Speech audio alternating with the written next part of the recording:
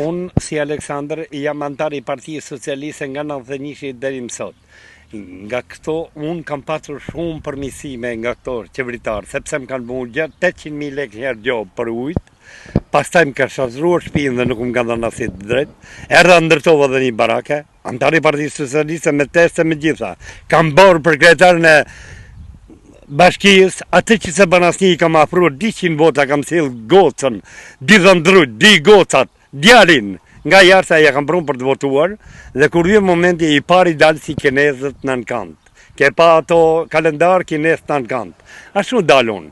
Unë vetë jam i smur, jam me pompë azme, jam edhe më ka datë dhe një të morë në mushkinë e majtë dhe nuk më funksionon fare, bëj 480.000 lekë gjilpon çdo 2 javë.